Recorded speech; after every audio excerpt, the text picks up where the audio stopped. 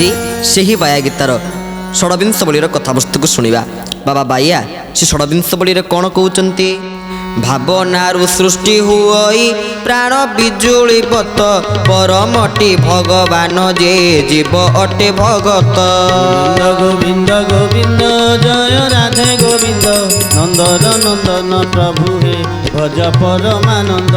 देहटी अटई अबनी प्रकृति ए दुर्जन मोर शरीर को करती क्षय दिन को दिन। गोविंद गोविंद गोविंद जय राधे गोविंद नंदन नंदन प्रभु हे भज परमानंद। मोर शरीर को करती क्षय दिन को दिन देहटी अटई अबनी प्रकृति ए दुर्जन।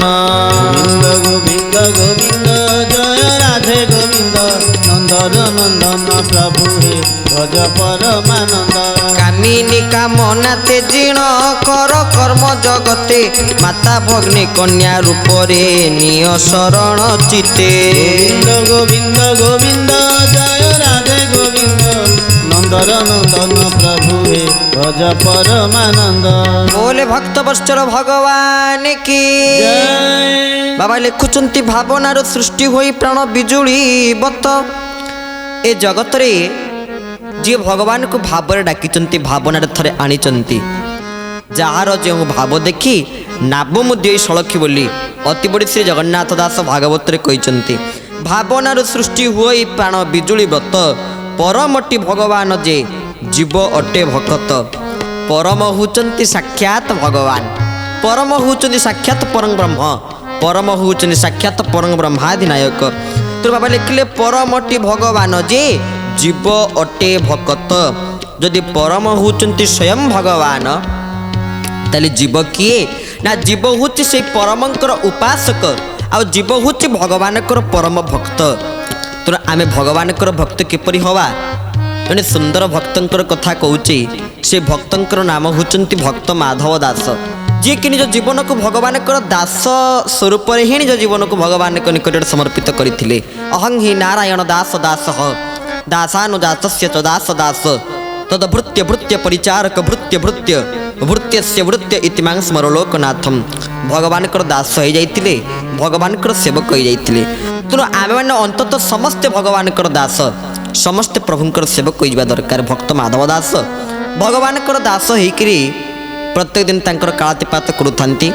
से समय काशी रे जने दिग्विजय पंडित से कहते मोठू बड़ ज्ञानी मोठू बड़ पंडित कौन जगत किए अच्छा। यही समय काशीर पंडित मान एकत्रित हो कहले आज्ञा आपण कुठु मध्य आउ जने विराट बड़ पंडित अच्छा आपण कुठु मध्य जने महान पंडित अच्छा आपण से ही पंडित निकट को जातु आउ तांको निकट जाई शास्त्रार्थ करंतु शास्त्र तर्क करंतु। ना से पंडित जनक किए ना जे पुरुषोत्तम धाम रे विराजमान करुचंते तांकर नाम होचंती भक्त श्री माधव दास। तेणु आपण से भक्त माधव दास निकट रे पहुंची जातु। भक्त माधव दास निकट रे पहुंची गले माधव दास पाखे पहुंची बसिचंती एवं से माधव दास आउ काशीर पंडित भितर कथोपकथन चली शास्त्र तर्क चली आमे तर्क करिवा किंतु माधव दास मना करदे कहले आपण मुखमंडल से ज्योति को देखी मत भय लगे मु तर्क करें ना तापेक्षा मुझे एक लिखित आकार आपको लिखिकी दे दूची आपण शास्त्रार्थ तर्क कर परास्त हेली मुझे लिखिकी दे दूची मुझे श्रीक्षेत्र निवासी भक्त माधव दास काशी आसुवा दिग्विजय पंडित ठारू मु परास्त हेली। काशीर दिग्विजय पंडित अहंकार वशीभूत हो खुशी होकर देखईदे ए दृश्य को कौटी नहीं देखले ना काशीर पंडित मान पाखे देख तुम जो कहूल पुरुषोत्तम धाम जन विराट बड़ पंडित अच्छा जहाँ को सब तर्क करें ना जहाँ को सतर्क कले पराजयता स्वीकार करी आज सी कि भाव में गोटे पोथी लिखिकी दे तालपत्र पोथी जे मु जीति शास्त्रार्थ एतर बुझीपाल तो यही समय नहीं ये पंडित मान को देखी पत्रटी यही समय पंडित मैंने देखी हसीचंती हसिक कहले तुम बोधे पागला हो गलनी। अरे सी कौन लिखी तुम देख मु श्रीक्षेत्र निवासी भक्त माधव दास काशी आसी दिग्विजय पंडित मोठू परास्त होकर गले जिते बड़े संपूर्ण परिवर्तन उल्टा हो जाइए। काशीर दिग्विजय पंडित आश्चर्य अरे मुझे तो निजे प्रत्यक्ष भाव में देखिली সেটি তো নিজে মাধব দাস লেখিলে মু শ্রীক্ষেত্র নিবাসী ভক্ত মাধব দাস কাশীରୁ ଆସିଥିବା ଦିଗ୍ବିଜୟ ପଣ୍ଡିତ ମୋଠୁ ପରାସ୍ତ ହେଇକରି ଗଲେ। ଆରେ ଇଏ କ'ଣ ଏମିତି ଦେଖାଯାଉଛି? ଆରେ ଇଏ କ'ଣ ପୁରା ସମ୍ପୂର୍ଣ୍ଣ ପରିବର୍ତ୍ତନ ହେଇଯାଇଛି? ଭକ୍ତ ମାଧବ ଦାସ ପୁନର୍ବାର ଯାଇକିରି ପହଞ୍ଚିଗଲେ କାହା ନିକଟରେ? ଭକ୍ତ ଶ୍ରୀ ମାଧବ ଦାସଙ୍କ ନିକଟରେ କାଶୀର ଦିଗ୍ବିଜୟ ପଣ୍ଡିତ ପହଞ୍ଚି କହିଲେ, ତମେ କ'ଣ ମୋ ସହ ଛଳନା କରୁଛ? ନା କ'ଣ ଲେଖା ହେଇଛି ତମେ ଦେଖୁନ? କ'ଣ ଲେଖା ହେଇଛି? ନା ମୁଁ ଶ୍ରୀକ୍ଷେତ୍ର ନିବାସୀ ଭକ୍ତ ମାଧବ ଦାସ କାଶୀରୁ ଆସିଥିବା ଦିଗ୍ବିଜୟ ପଣ୍ଡିତଙ୍କଠୁ ମୁଁ ପରାସ୍ତ ହେଇଛି। ପୁରୀରେ ସମ୍ପୂର୍ଣ୍ଣ ଠିକ୍ ହେଇଯାଇଛି, କାଶୀରେ ଭୁଲ ତ ପୁରୀରେ ଠିକ୍। ଏଇଭଳି ଭାବରେ ଯେତେବେଳେ ପରିବର୍ତ୍ତନ ହେଇଯାଉଛି, ଭକ୍ତ ମାଧବ ଦାସ କହୁଛନ୍ତି ଯେଉଁ ଠିକ୍ ଅଛି, ମୁଁ ଗୋଟେ କାମ କରୁଛି, ଆପଣ ମୋତେ ଯାହା କହିବେ ମୁଁ ତାହା କରିବାକୁ ରାଜି। ଆପଣ କୁହନ୍ତୁ ମୁଁ ପରାସ୍ତ ହେଇଛି ବୋଲି ଆପଣଙ୍କୁ କେମିତି ପ୍ରମାଣ ଦେବି? ନା ତମ ବେକରେ ଚପଲ ମାଳ ପଡ଼ିବ, ମୁହଁରେ ପୁରା କାଳି ବୋଳି ଦିଆଯିବ, ଡିଡିଓ ବାଜିବ ଯେ ମାଧବ ଦାସ ପଣ୍ଡିତ କାଶୀଠୁ ଆସିଥିବା ସେ ପଣ୍ଡିତଠୁ ପରାସ୍ତ ହେଲେ ବୋଲି। ହଉ ଠିକ୍ ଅଛି, ତା ପୂର୍ବରୁ ମୁଁ ଟିକେ ଯାଉଛି ସମୁଦ୍ର ସ୍ନାନ କରିବି। ରଥ ପ୍ରସ୍ତୁତ ହେଇଗଲା, ସବୁକିଛି ପ୍ରସ୍ତୁତ, କିନ୍ତୁ ଏହି ସମୟରେ ଗୋଟେ କୁନି ବାଳକ ଆସି ତାଙ୍କ ପାଖରେ ପହଞ୍ଚି କହିଲେ, ଆପଣ ମୋ ସହ ଶାସ୍ତ୍ରାର୍ଥ କରିପାରିବେ କି? ଏହି ସମୟରେ କାଶୀରୁ ଆସିଥିବା ପଣ୍ଡିତ ଜଣକ ହସି ଦେଇକିରି କହିଲେ, କ'ଣ ତମ ସହ ଶାସ୍ତ୍ରାର୍ଥ କରିବେ? ଆଗେ କୁହ ତମେ କିଏ? ମୁଁ ହେଉଛନ୍ତି ମାଧବ ଦାସଙ୍କର ଶିଷ୍ୟ। ତାହେଲେ ତମେ ମାଧବ ଦାସଙ୍କର ଶିଷ୍ୟ? ନା ହଁ, ମୋ ସହିତ ଆଗେ ଶାସ୍ତ୍ରାର୍ଥ କରନ୍ତୁ, ତାପରେ ଯାଇ ମୋ ଗୁରୁଙ୍କ ସହ ଶାସ୍ତ୍ରାର୍ଥ କରିବେ। ନା ହଉ ଠିକ୍ ଅଛି, ଆଲୋଚନା ହେଲା, ଶାସ୍ତ୍ର ତର୍କ ହେଲା, କିନ୍ତୁ ସେ କୁନି ବାଳକ କ'ଣ ସାଧାରଣ ପିଲା ଥିଲେ? ସେ କୁନି ବାଳକ କିଏ ଥିଲେ? ବୋଲ ଶ୍ରୀ ଭକ୍ତ ବତ୍ସଳ ଭଗବାନ କି। ସେ କୁନି ବାଳକ ଜଣକ ସ୍ୱୟଂ ନିଜେ ଭଗବାନ ଥିଲେ। ଯେହେତୁ ଛୋଟ ପିଲା କୁନି ବାଳକ ଜଣକ ଭଗବାନ ଥିଲେ, ସ୍ୱୟଂ ଜ୍ଞାନ ଥିଲେ, ତେଣୁ କାଶୀର ଦିଗ୍ବିଜୟ ପଣ୍ଡିତ ପରାସ୍ତ ହେଇଗଲେ। ଏହି ସମୟରେ ଭକ୍ତ ମାଧବ ଦାସ ଏହି ଦୃଶ୍ୟକୁ ଦେଖି ଆଖିରୁ ତାଙ୍କର ଧାରଧାର ଲୁହ ବହି ପଡ଼ିଲା। ପ୍ରକୃତରେ ଭଗବାନ ହେଉଛନ୍ତି ଭକ୍ତ ବତ୍ସଳ। ଆମେ ଯଦି ତାଙ୍କର ଭକ୍ତ ହେଇଯିବା, ତାହେଲେ ଭଗବାନଙ୍କର ଅହେତୁକି କରୁଣାକୁ ଲାଭ କରିପାରିବା। ଏଇଥିପାଇଁ କୁହାଯାଇଛି, ଭକତ ମୋହର ରକତ ହୋଇଲେ, ଭକ୍ତି ତାର ମୋର ଖାଦ୍ୟ, ଭକତ ଆଖିରୁ ଲୋତକ ଝରିଲେ, ଥରି ଉଠେ ମୋର ହୃଦୟ। ପ୍ରଭୁକୁ ଯଦି ଭକ୍ତ ମୋର ରକ୍ତ ହୁଏ, ତାହେଲେ ଭକ୍ତି ହେଉଛି ମୋର ଖାଦ୍ୟ। ଭକ୍ତର ସେ ନୈବେଦ୍ୟ ଫଳମୂଳକୁ ଗ୍ରହଣ କରେନା, ତୁଳସୀ ଦଳ ମାତ୍ରେଣ ଜଳସ୍ୟ ଚୁଳୁକେ ନବା। ମୋତେ ଯଦି ଖାଲି ଗଣ୍ଡୁସେ ମାତ୍ର ଜଳ ଆଉ ତୁଳସୀ ଦିଅନ୍ତି, ତାହେଲେ ତାକୁ ବି ମୁଁ ଗ୍ରହଣ କରିଦିଏ ଆନନ୍ଦରେ। ଯେଉଁ ଭକ୍ତ ମୋତେ ଆନନ୍ଦରେ ସମର୍ପଣ କରେ, ଯାହା ବି କିଛି ଦିଏ ମୁଁ ତାକୁ ପାଇଦିଏ। କାରଣ ଜଗତକୁ ଯିଏ ଯୋଗାଉଛି ଖାଦ୍ୟ, ତାହାକୁ କେ କିସ ଦେବ ନୈବେଦ୍ୟ। ଯିଏ ଜଗତକୁ ଖାଦ୍ୟ ଯୋଗାଉଛନ୍ତି, ଆମେ ତାଙ୍କ ଖାଦ୍ୟ ତାକୁ ହିଁ ନୈବେଦ୍ୟ ସ୍ୱରୂପରେ ପ୍ରଦାନ କରୁଛେ। ତାକୁ ନେଇକରି କ'ଣ କମ ଗର୍ବ କମ ଅହଙ୍କାର କରୁଛେ? ଏ ଗର୍ବ ଅହଙ୍କାରକୁ ଛାଡ଼ି ଦିଅନ୍ତୁ। ବାବା ଲେଖିଲେ, କାମିନୀ କାମନା ତେଜିଣ କର କର୍ମ ଜଗତେ, କାମିନୀ କାମନା ସବୁ କିଛି ଛାଡ଼ି ଦେଇକରି ତେଜ କରି କେବଳ କର୍ମ ପ୍ରତି ଗୁରୁତ୍ୱ ଦିଅ। ଯଦି କର୍ମ କରିବ, ଫଳର ଆଶା ରଖିବ ନାହିଁ। এইଥିପାଇଁ ବାବା ବୈକୁଣ୍ଠ କହିନାହାନ୍ତି କର୍ତ୍ତବ୍ୟରେ କଦାପି ତ୍ରୁଟି କର ନାହିଁ। କିନ୍ତୁ ଯେଉଁ କୌଣସି କର୍ତ୍ତବ୍ୟ କର୍ମ କରୁଛ, ମନ ହାଉଡ଼ାରେ ତୁ କର୍ତ୍ତବ୍ୟ ପଥ ନ ହୁଡ଼, ମନ ହାଉଡ଼ାରେ ତୁ କର୍ତ୍ତବ୍ୟ ପଥ ନ ହୁଡ଼, ମନ ହାଉଡ଼ାରେ ତୁ କର୍ତ୍ତବ୍ୟ ପଥ ନ ହୁଡ଼, ମନ ହାଉଡ଼ାରେ ତୁ কর্তব্য পথ ন হুড়। কর্তব্য করম অটে তো ধরম, কর্তব্য করম অটে তো ধরম, কর্তব্য করম অটে তো ধরম, কর্তব্য করম অটে তো ধরম। আহা মরমে মানিথা বড় মন আউড়ারে কর্তব্য পথ ন হুড়, মন হাওড়ারে তু কর্তব্য পথ ন হুড়। बोले भक्त बत्सल भगवान की। भगवान कहते मन हाउड़े तू कर्तव्य पथन हुड़, कर्तव्य करम अटे तो धर्म, मरमे मानी था बड़, मन हाउड़े कर्तव्य पथन हुड़। तेणु भगवान कहते कर्तव्य पथ को कर्तव्य कर्म को कदापि हुड़वा नहीं, बाट बणा हवा नहीं बोली बाबा अति सुंदर भाव में आपण मानक यही प्रकार कथा बाया गीतार तृतीय परिच्छेदर 26 बोली कहते। तेल कर्तव्य आम जो कौन कर्तव्य कर्म करुचे सब केमिति करिबा ना ईश्वर प्रति मुख्य लक्ष्य रखी कर्तव्य दृष्टि रे अन्यान्य कर्म गुड़ी को गौण मान करी न्याय भाव तुलुवा जो कौन कर्तव्य कर्म करुचे सब कर्म को ईश्वर प्रति मुख्य लक्ष्य रखी कर्तव्य दृष्टि रे अन्यान्य कर्म गुड़ी को ଆଉ ଯାହାକୁ ସବୁ କର୍ତ୍ତବ୍ୟ କ୍ରମ ଲାଗୁଛି ତାକୁ ଗୌଣ ମନେକରି ନ୍ୟାୟ ଭାବରେ ତୁଲେଇବାର ତ ସମସ୍ତ କର୍ମ ଈଶ୍ୱରଙ୍କର ପାଦପଦ୍ମରେ ଭଗବାନଙ୍କ ପାଦପଦ୍ମରେ ସମର୍ପିତ ହେବା ଦରକାର। ଏଇଥିପାଇଁ ବାବା ଅତି ସୁନ୍ଦର ଭାବରେ ଲେଖିଲେ ମାତା ଭଗ୍ନୀ କନ୍ୟା ରୂପରେ ନିଅ ଶରଣ ଚିତେ କାମିନୀ କାମନା ତେଜି ନ କର କର୍ମ ଜଗତେ। କାମିନୀ କାମନାକୁ ତେଜିକିରି ଏ ଜଗତରେ କର୍ମ କରିଚାଲ। ପର ନାରୀଙ୍କୁ ମାତା ଭଗ୍ନୀ ନିଜର କନ୍ୟା ରୂପରେ ହିଁ ଆପଣମାନେ ଯଦି ଧାରଣ କରିବେ ତାହେଲେ ନିଶ୍ଚିତ ଭାବରେ ଭଗବାନ ଆପଣଙ୍କ ସଦୟ ହେବେ, ସମସ୍ତଙ୍କୁ ମାତୃଦୃଷ୍ଟିରେ ଦେଖିବେ। କାରଣ ଆମମାନଙ୍କର ମା ଯିଏ ହେଉଛନ୍ତି ସାକ୍ଷାତ ଭଗବତୀ କୃପାମୟୀ ବୁଦ୍ଧି ଶୁଦ୍ଧି ରୁଦ୍ଧି ଶାନ୍ତି ଧୃତି କ୍ଷମା ପ୍ରଦାୟିନୀ ଦୁର୍ଗେ ଦୁର୍ଗତି ନାଶିନୀ ଭୟହରା ମାତ ଜଗଜ୍ଜନନୀ କନକ ଗିରିରାଜ ନନ୍ଦିନୀ କାରି କରାଳି କପାଳିନୀ ଜ୍ୟୋତିର୍ମୟୀ ଶକ୍ତିମୟୀ ଅପାର କରୁଣାମୟୀ ମନ୍ଦର ବାସିନୀ ଗୌର ନିବାସିନୀ କଙ୍କାର ଭେଦିନୀ କର୍ପର ଧାରିଣୀ କୋକିଳ ବାସିନୀ ମାଙ୍କର ଯେଉଁ ଦିବ୍ୟାତି ଦିବ୍ୟ କୃପା ସେତେବେଳେ ପାଇବା ଯେତେବେଳେ ଆମମାନଙ୍କର ଚତୁଃପାର୍ଶ୍ୱରେ ରହିଥିବା ଜୀବନ୍ତ ମା ମାନଙ୍କ ପ୍ରତି ଆମେ ଭଲ ପାଇବାର ଭାବ ଆଣିବା। ସେଇ ମା ଡାକଟାରେ ଯେଉଁ ମଧୁର ଅଛି ସେ ମଧୁର କୌଣସି ଡାକରେ ନାହିଁ।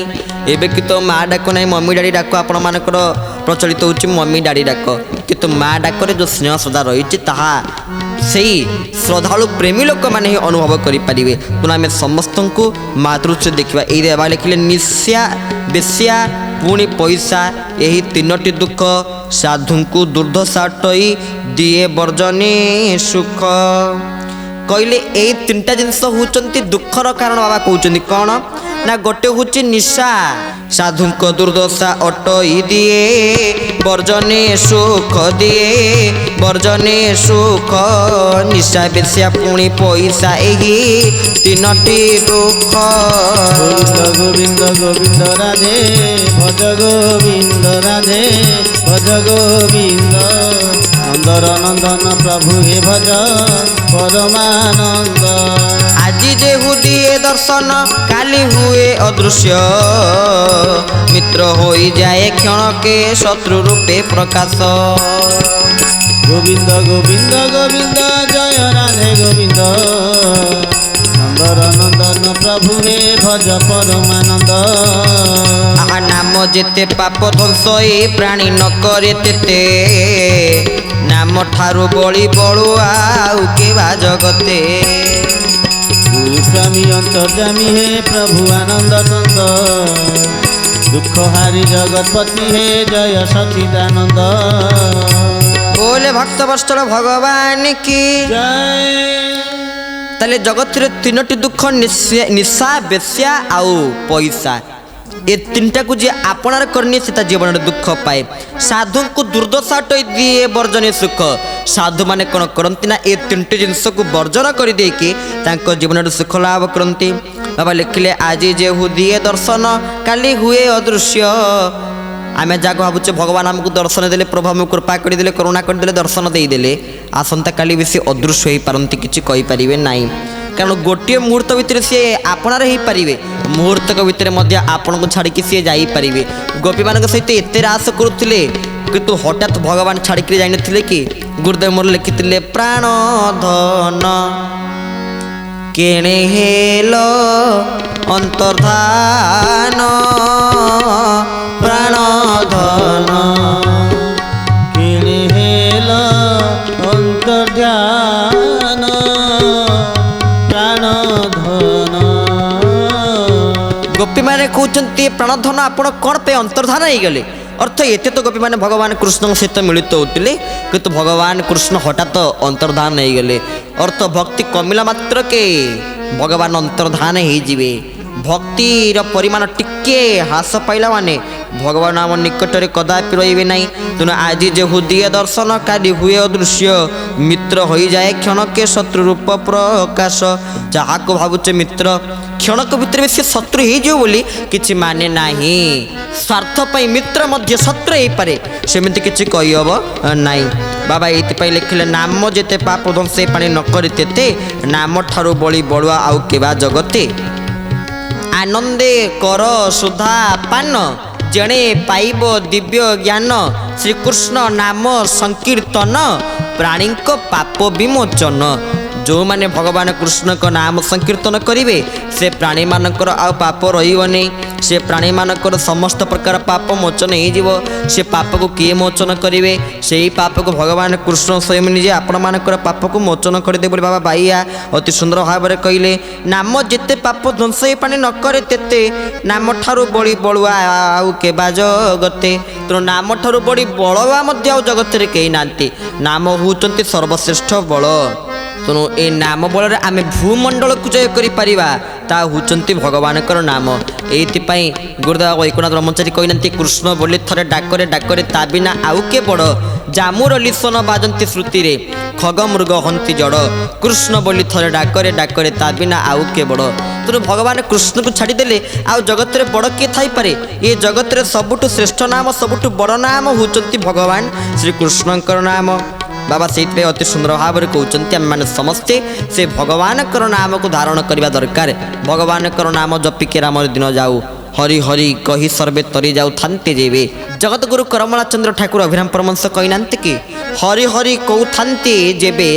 ଯଦି ହରି ହରି କହିକିରି ଆମେ ସମସ୍ତେ ତରିଯିବା ତାହେଲେ ବୈକୁଣ୍ଠରେ ଆଉ ସ୍ଥାନ ରହିବ ନାହିଁ। ତାହେଲେ କ'ଣ ଜଗତରେ ସମସ୍ତେ ଖାଲି ଭଗବାନଙ୍କ ନାମ ନେଇଗଲେ ତରିଯିବେ? ତାହା ନୁହେଁ। ଯେଉଁ ପର୍ଯ୍ୟନ୍ତ ଆମେ ନାମ ଦେବା ଛାଡ଼ିନେ ସେ ପର୍ଯ୍ୟନ୍ତ ନାମ ଯେତେ ତୁନେ ଧାରଣ କଲେ ସେ ନାମ ଆମକୁ ସଫଳତା ପ୍ରଦାନ କରିପାରିବ ନାହିଁ। ଆମେ ଯେଉଁ ଅନ୍ୟ ଲୋକମାନଙ୍କ ନିକଟରେ କଷ୍ଟ ଦେଇକରି ନିଜେ ଭଗବାନଙ୍କ ନାମ ନେଉଛେ ସେ କଦାପି ଫଳପ୍ରଦ ହେଇପାରିବ ନାହିଁ। ତେଣୁ ବାବା ଲେଖୁଛନ୍ତି ନାମ ଯେତେ ପାପ ଦଂଶାଇ ପାଣି ନ କରେ ତେତେ, ନାମଠାରୁ ବଳି ବଳୁଆ ଆଉ କେବା ଜଗତେ। ନାମଠାରୁ ବଳି ବଳୁଆ ମଧ୍ୟ ଆଉ ଜଗତରେ କେହି ନାହାନ୍ତି। ବାବା ସେତେ ଲେଖିଲେ କପଟ ତେଜି ନ କରରେ ଗୁରୁ ଗୁଣାନୁବାଦ। ନିଜ କପଟକୁ ତ୍ୟଜ୍ୟ କରିଦେ, କପଟକୁ ପରିତ୍ୟଜ୍ୟ କରିଦେ। କ'ଣ କରିବ ନା ଗୁରୁ ଗୋବିନ୍ଦଙ୍କର ନାମ ଗାଇବ, ଗୁରୁ ଗୋବିନ୍ଦଙ୍କର ଗୁଣ ସଂକୀର୍ତ୍ତନ କରିବ। ବାବା ଲେଖିଲେ ଗୁରୁ ଗୁଣାନୁବାଦ, ଗୁରୁ ଗୋବିନ୍ଦଙ୍କର ଗୁଣ କୀର୍ତ୍ତନ କରିବ। ଗୁରୁ ଗୋବିନ୍ଦ ଭଜ, ଗୁରୁ ଗୋବିନ୍ଦ ଭଜ। ସଦାସର୍ବଦା ଗୁରୁ ଗୋବିନ୍ଦଙ୍କର ଭଜନ କରିବା। କାହିଁକି ନା ଗୁରୁ ଚରଣରେ ପଡ଼ି ମାୟା ମୋହ ସବୁ ଛାଡ଼ି। ଗୁରୁ ଚରଣରେ ପଡ଼ିବା ମାୟା ମୋହ ସବୁ ଛାଡ଼ି, ମାୟା ମୋହ ସବୁକୁ ଛାଡ଼ି ଗୁରୁଙ୍କର ପାଦ ପଦ୍ମରେ ଗୁରୁଙ୍କର ଚରଣରେ ପଡ଼ିବା। ପାଇବୁ ମୁକ୍ତି ପଥ ସେ ନାମ ହେଜ। ଯଦି ମୁକ୍ତି ପଥକୁ ପାଇବାର ଆଶା ଥାଏ ତେବେ ସେଇ ଗୁରୁଙ୍କର ନାମକୁ ଜପନ୍ତୁ। ଐଶ୍ୱର୍ଯ୍ୟ ବୀର୍ଯ୍ୟ ଯଶସ୍ୱୀ ପୁଣି ବୈରାଗ୍ୟ ଜ୍ଞାନ, ପୁଣି ବୈରାଗ୍ୟ ଜ୍ଞାନ। ଏ ଷଡ଼ ଲକ୍ଷଣ ଦେଖିଲେ ଚିହ୍ନ ସେ ଭଗବାନ। গোবিন্দ গোবিন্দ গোবিন্দ ভজ, রাধে গোবিন্দ ভজ, রাধে গোবিন্দ। নন্দর নন্দন প্রভু হে ভজ পরমানন্দ। ঐশ্বর্য বীর্য যশস্বী পুଣି জ্ঞান বৈরাগ্য জ্ঞান। ঈশ্বর লক্ষণ দেখিলে চিহ্ন সে ভগবান। গোবিন্দ গোবিন্দ গোবিন্দ ভজ, রাধে গোবিন্দ। নন্দর নন্দন প্রভু হে ভজ পরমানন্দ। बोले भक्त बत्सल भगवान की। তাহলে ভগবানের নিকটরে কেতে কোটি লক্ষণ থাকে না? ভগবানের নিকটরে 6টি লক্ষণ ঐশ্বর্য বীর্য যশ শ্রী পুଣି বৈরাগ্য জ্ঞান।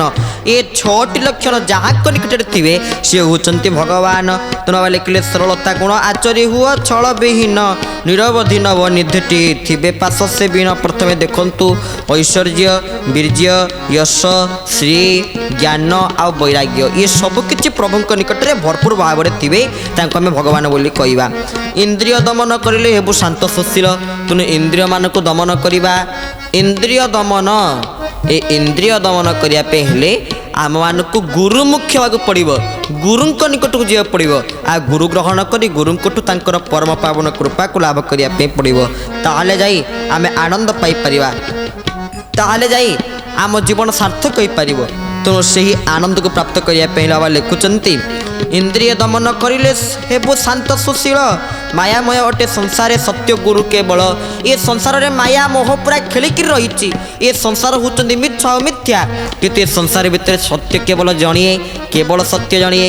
किए सी ना सत्य गुरु, गुरु ही सत्य सदगुरु पूजिबा नित्य नाम परम ब्रह्म जीव श्रेष्ठ धर्म गाँव श्री गुरु महिमा दस। गुरु पूजा करने आस, गुरु पूरा सत्य नित्य आदर्श। तुने जगत रे सत्य होती केवल जणिए सी गुरु। ତେଣୁ ଆମମାନଙ୍କୁ ଗୁରୁ ସେବା କରିବା ପାଇଁ ପଡ଼ିବ, ଗୁରୁ ପୂଜା କରିବା ପାଇଁ ପଡ଼ିବ। ତାହେଲେ ଯାଇ ଗୁରୁଙ୍କର ମହାତ୍ମ୍ୟକୁ, ଗୁରୁ କୃପାକୁ ଆପଣମାନେ ଆନନ୍ଦର ସହିତ ଲାଭ କରିପାରିବେ, ପ୍ରାପ୍ତ କରିପାରିବେ। ତେଣୁ ଇଏ ହେଉଛନ୍ତି ଗୁରୁଙ୍କର କୃପାର ମହାତ୍ମ୍ୟ। ଗୁରୁ କୃପା ହେବ କେତେବେଳେ? ସତେ ଦେଖିବି ଏ ଚର୍ମ ଡଳେ। କେତେବେଳେ ଗୁରୁଙ୍କର କୃପା ହେବ? ଏ ଚର୍ମ ନେତ୍ରରେ ମୁଁ ଭଗବାନଙ୍କୁ ଦର୍ଶନ କରିପାରିବି, ପ୍ରଭୁଙ୍କ ଦର୍ଶନ କରି ମୋ ଜନ୍ମ ଜୀବନକୁ ମୁଁ ସାର୍ଥକ କରିବି। ତେଣୁ ଗୁରୁ କୃପା ହେବ କେତେବେଳେ? ସତେ ଦେଖିବି ଏ ଚର୍ମ ଡୋଳେ। ସତରେ ଏ ଚର୍ମ ନେତ୍ରରେ ମୁଁ କାହାକୁ ଦର୍ଶନ କରିବି? ନା ଏ ଚର୍ମ ନେତ୍ରରେ ଭଗବାନଙ୍କୁ ମୁଁ ଦର୍ଶନ କରି, ଭଗବତ ଦର୍ଶନ କରି, ବ୍ରହ୍ମ ଦର୍ଶନ କରି ମୋ ଜନ୍ମ ଜୀବନକୁ ମୁଁ ସାର୍ଥକ କରିବି। ତେଣୁ ଏଇ ଭାବକୁ ମନ ଭିତରେ ଧାର୍ଯ୍ୟ କରନ୍ତୁ। ସଂସାର ଦାଭା ନଳନୀର ଲୋକ ତ୍ରଣାୟ କାରୁଣ୍ୟ ଘନାଘନତ୍ୱଂ ପ୍ରାପ୍ତସ୍ୟ କଲ୍ୟାଣ ଗୁଣାନ୍ନବସ୍ୟ ବନ୍ଦେ ଗୁରୁଶ୍ରୀ ଚରଣାରେ ବିନ୍ଦମ। ତେଣୁ ଏଇ ମନକୁ ସେ ଗୁରୁଙ୍କର ଚରଣାରେ ବିନ୍ଦରେ, ଗୁରୁଙ୍କର ପାଦ ପଦ୍ମରେ ଏକ ଲୟରେ, ଏକ ଚିତ୍ତରେ ଗୁରୁଙ୍କ ପାଖରେ ସମର୍ପିତ କରିଦେବା। ତେଣୁ ଆଜିର କଥାବସ୍ତୁକୁ ଆମେ ଏଇଠି ବିଶ୍ରାମ ଦେବା। ପରିଶେଷରେ ଭଗବାନଙ୍କର ଦୁଇବାର ନାମ ସଂକୀର୍ତ୍ତନ, କଥାବସ୍ତୁକୁ ବିଶ୍ରାମ। ପ୍ରେମ ସେ ପ୍ରଭୁଙ୍କର ଦୁଇବାର ନାମ ସଂକୀର୍ତ୍ତନ। ভজ কেশব ভজ, ভজ মাধব ভজ, ভজ গোবিন্দ ভজ, ভজ রে রাধা বল্লভ শ্রী ব্রজ রাজ, ভজ রে রাধা বল্লভ শ্রী ব্রজ রাজ। ভজ কেশব ভজ, ভজ মাধব ভজ, ভজ গোবিন্দ ভজ, ভজ রে রাধা বল্লভ শ্রী ব্রজ রাজ, ভজ রে রাধা বল্লভ শ্রী ব্রজ রাজ, ভজ রে রাধা বল্লভ শ্রী ব্রজ রাজ। बोल श्री भक्त वत्सल भगवान की জয়।